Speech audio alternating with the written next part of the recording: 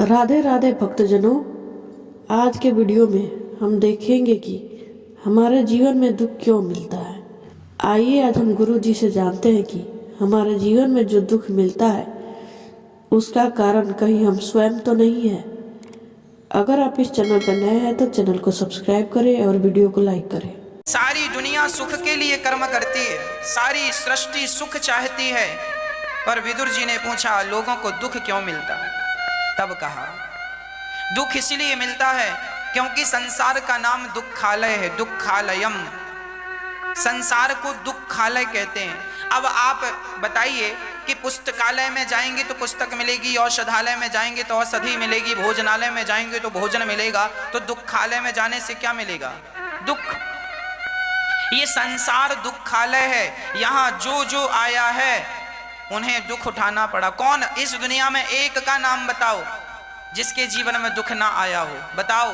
आज तक करोड़ों लोग, आपके पिता के पिता के पिता के पिता, लाखों पीढ़ियां आपकी आकर चली गईं। बताओ, आज भी आपके सामने करोड़ों लोग हैं। बताओ, दुख का सामना किसे नहीं करना पड़ा? ये बताओ, किसे नहीं करना पड़ा? भगवान राम मर्यादा पुरुषोत्तम मनुष्य रूप में आए, भगवान श्री कृष्ण मनुष्य अवतार में आए, तो इन्हें भी तो सांसारिक इन दुखों, ये भले परे हैं सबसे, पर व्यवहार जगत में तो इन्होंने भी, राम ने भी 14 वर्ष का वनवास का ये कष्ट उठाया कि नहीं? कौन ऐसा है जिसे दुख ना मिला हो?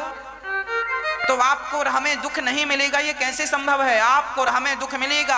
आज व्यक्ति दुखी इसीलिए है क्योंकि वो दुख से भाग रहा है। कहां तक भागोगे? कब तक? क्या तुम्हें बुढ़ापा नहीं आएगा?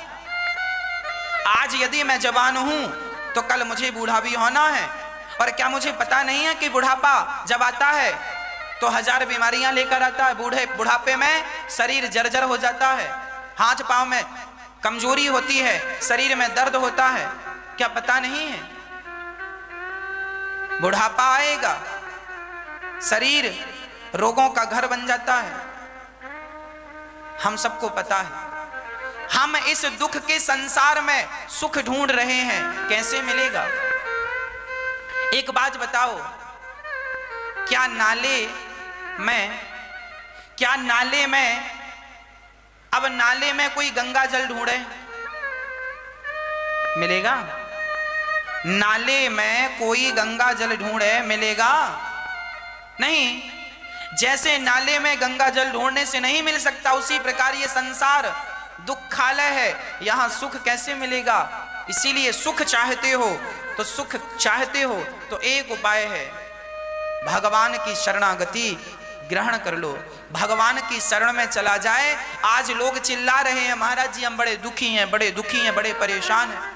आप इसीलिए दुखी हैं क्योंकि आप अपने आप को भगवान के चरणों में समर्पित नहीं कर रहे हैं। दुर्योधन दुखी इसलिए था क्योंकि उसने भगवान के चरणों में समर्पण नहीं किया, और अर्जुन सुखी इसीलिए हो गए क्योंकि उन्होंने भगवान के चरणों में समर्पण कर दिया। और जब समर्पण किया, रथ की डोर भगवान को पकड़ाई, तो अर्जुन जीत गए कि नहीं? जबकि कौरवों की सेना सबसे ज्यादा बलवान थी, पांडवों की सेना तो छोटी थी।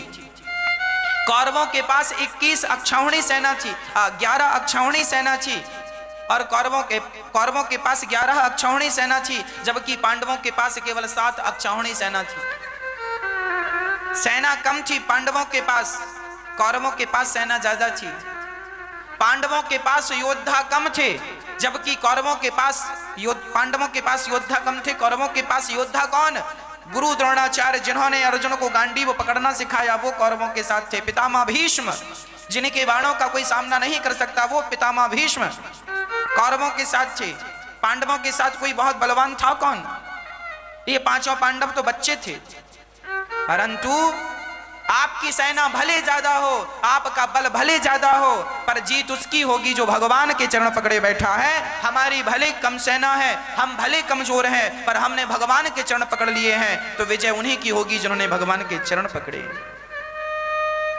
महत्व नहीं रखती ये बात कि हमारी सेना कितनी बड़ी है, महत्व नहीं रखती ये बात कि हमारा बल कितना बड़ा है, महत्व रखती है ये बात कि तुम्हारा भगवान के चरणों में विश्वास कितना है। अर्जुन को इतना विश्वास था कि उन्होंने अपने रथ की डोर भगवान को पकड़ा दी। जहां ले चलोगे वहीं मैं चलूंगा, जहां नाच रख दो वहीं मैं रहूंगा।